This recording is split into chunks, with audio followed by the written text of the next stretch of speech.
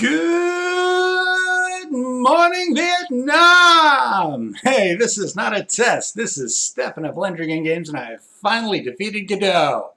For those of you not on Mines, they've somewhat recently had a massive influx of Vietnamese following the nation's exodus from Facebook. Since last time, Lendrigan's Mines following has grown to 250, at least 50 of whom at least post in Vietnamese, so now is as good a time as any to recap the other followings. It's up to 97 on Facebook, 40 still on Gab, 4 on YouTube, and nobody on Twitter. I don't know how to gauge the following on legionfront.com because that site has also had to reset and is growing all over again, so for now everybody knows everybody. With that out of the way, the biggest stumbling block for this has been figuring out how exactly everything interacts with each other in Godot. Basically, every experience before each bit of progress has gone, okay, that didn't work, let's try this. Okay, that didn't work, let's try this. Okay, that didn't work, let's try this. Okay, that didn't work.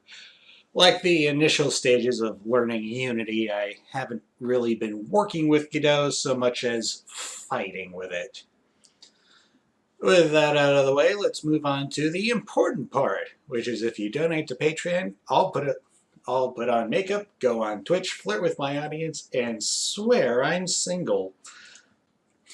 Fable is a combat-heavy action role-playing game where you role-play as either Heihachi Mishima from Tekken 6 or one of his younger, sexier sparring partners whom he physically eats for breakfast.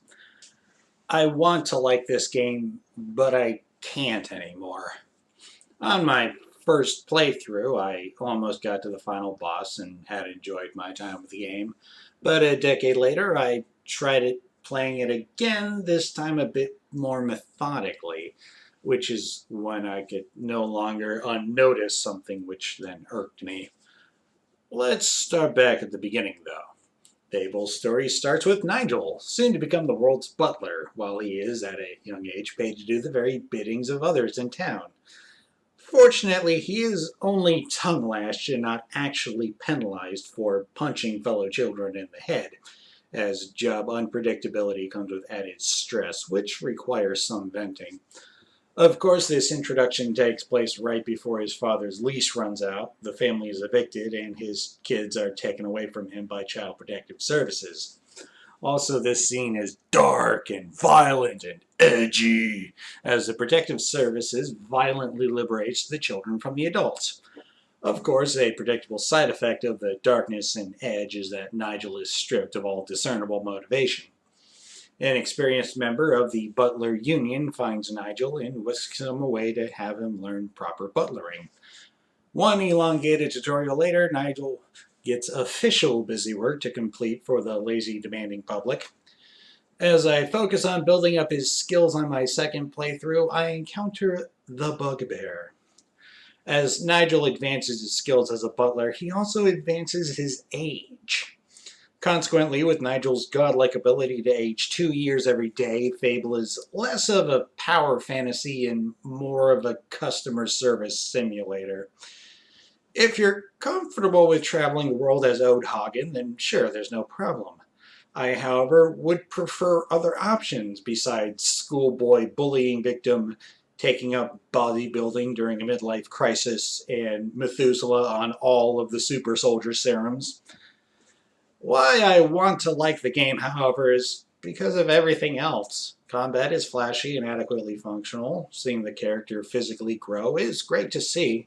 Magic has plenty of fun effects. Various ways of interacting with the world reward various skills that the player can beef up.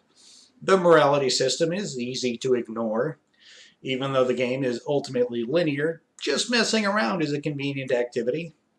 It's just unfortunate that the player has to experience this, alongside an aging mechanic that affects only the player character and has no explanation for existing.